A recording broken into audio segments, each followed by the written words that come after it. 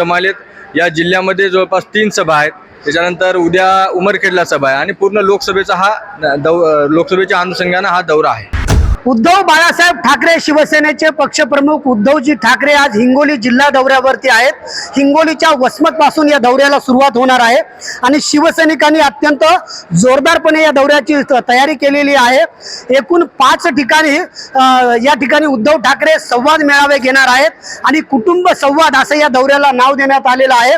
आपण जर बघितलं तर देशभरामध्ये लोकसभा निवडणुकीचं बिगुल वाजलेलं आहे आणि महायुतीचं जागा वाटप सुरू असताना उद्धव ठाकरे यांनी विविध मतदारसंघामध्ये उमेदवार घोषित केलेले आहेत आणि हिंगोली हा देखील शिवसेनेचा बालेकिल्ला राहिलेला आहे आणि त्यामुळं आजच्या या संवाद दौऱ्यामधून शिवसेनेचे पक्षप्रमुख उद्धवजी ठाकरे हे हिंगोली लोकसभेचा उमेदवार घोषित करणार का याकडे लक्ष लागलेलं आहे।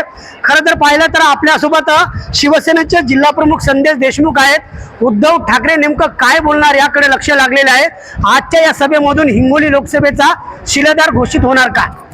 या ठिकाणी आज आदरणीय उद्धव साहेबांचा झंझावाती दौरा आहे। खरं तर हा पदाधिकाऱ्यांचा आणि सर्वसामान्य शिवसैनिकांसाठीचा संवाद दौरा आहे।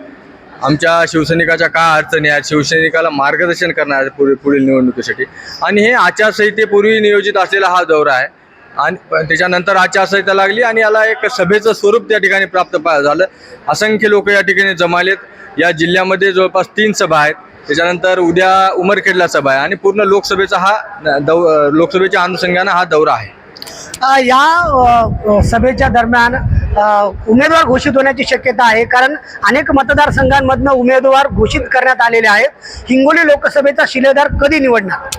आदरणीय उद्धव साहेबांचा तो अधिकार आहे आणि काही जागेमध्ये त्यांनी जाहीर केलेला आहे। कदाचित ही सुद्धा जाहीर होऊ शकते, असं काही हे नाही, पण ते सर्वस्वी उद्धव साहेबांचा अधिकार आहे।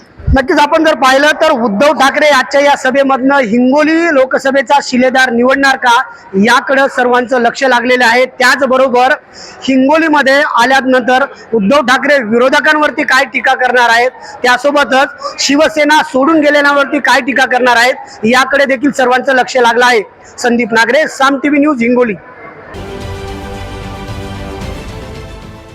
देश विदेशातील प्रत्येक घडामोडींचे लाईव्ह अपडेट मिळवण्यासाठी आता साम टीव्हीच्या सर्व सोशल मीडिया प्लॅटफॉर्मला लाईक, फॉलो आणि सबस्क्राईब करा। तसंच सर्व नोटिफिकेशनसाठी बेल आयकॉन प्रेस करायला विसरू नका।